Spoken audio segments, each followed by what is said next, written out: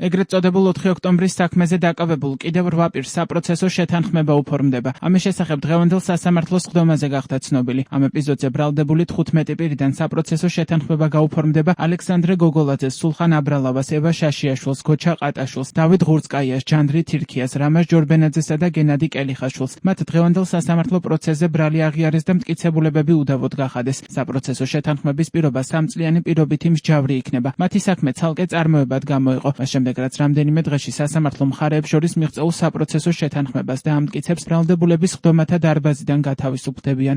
მე ვიცავ ალექსანდრე გოგოლაძის ინტერესებს, ჩვენ მიმართეთ ბრალდების მხარეს საპროცესო შეთანხმების გაფორმების თაობაზე, შესაბამისად მივიღეთ თანხმობა და გავაფორმებთ შემდეგი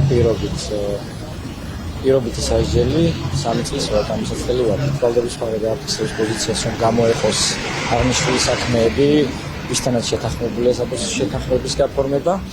შესაბამისად, შემდგომ ცალკე ჩაინიშნება ეს ჯგუფი და ერთ დღეშივე დასრულდება ერთ პროცესში ეს. ერთ სხდომაშივე დასრულდება და სასამართლო სხდომის დარბაზიდან გათავისუფლებია. მართლაც რომ დამაფიქრებელია, რა თქმა უნდა, ეს შემოთავაზება საინტერესოა და მე ვფიქრობ, რომ არის ამ შესაძლებლობების ხელიდან გაშვება იმ ვითარებაში, რა ვითარებაშიც ჩვენ დღეს ვიხდება, თუნდაც სასამართლო განხილვა, რომელიც ფორმალურად არის გადაქცეული.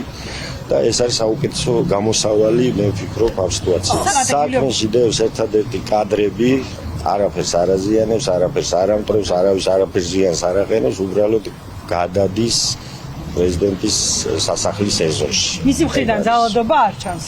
პროცესზე ბრალდება არ აღიარეს. შესაბამისად, ამ ეტაპზე საპროცესო შეთანხმებას არ თანხმდებიან ექიმი გიორგი ჩახუნაშვილი, ზაქრო ალბუთაშვილი, დავით ჟღენტი, კონსტანტინე კოკაია, კახაბერ მჟავანაძე და დავით სტურუა. ია დარახველიძე პროცესს არ ესწრებოდა. ადვოკატის ცნობით ის დუმილის უფლებას იყენებს. ამ ეტაპამდე დავით ჟღენტის პოზიცია არის, რომ იგი არ აპირებს მიმართვაზე, მას არ სურს საპროცესო შეთანხმება.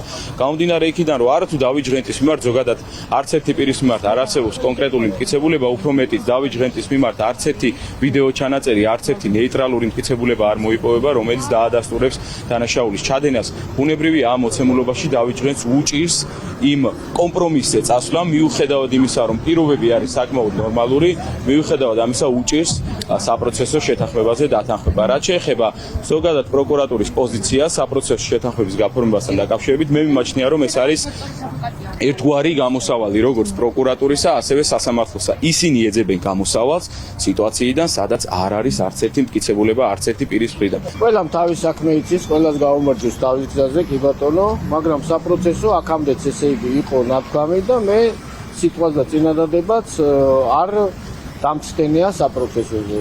დაველოდოთ მოსამართლე, კადრებში ჩანს, რომ ვიყავი, მაგას მე არც თავიდან არ უარყოფ, იგივეს ვიტყვი მე სასამართლოზე, რა თქმა მე ახალი არაფერი არ მithქია, მე იქ ვიყავი, კი ბატონო. სულ არ შიგნით 3 წუთი, ჩემი საქმე გავაკეთე პროფესიონალურად და გამოვედი, კი ბატონო. აი ეს არის სულ და დანარჩენს ახლა როგორ გარჩიან მოსამართლეზეა. კი ბატონო და საპროცესო ჩემგან არ იქნება. ამ საქმეზე 15 პირიდან 14-ს ორგანიზებულ ჯგუფურ ძალადობაში მონაწილეობას და ჯგუფურად სტრატეგიული და განსაკუთრებული მნიშვნელობის ობიექტის ხელში ჩაგდების მცდელობას ედავებიან. ია დარახველიძეს კი მხოლოდ ორგანიზებულ ჯგუფურ ძალადობაში მონაწილეობას. ბრალდებულთაგან 3 გიორგი ჩახუნაშვილი, ია დარახველიძე და ევა შაშიაშვილი გირაოს სანაცვლოდ გათავისუფლებულები არიან.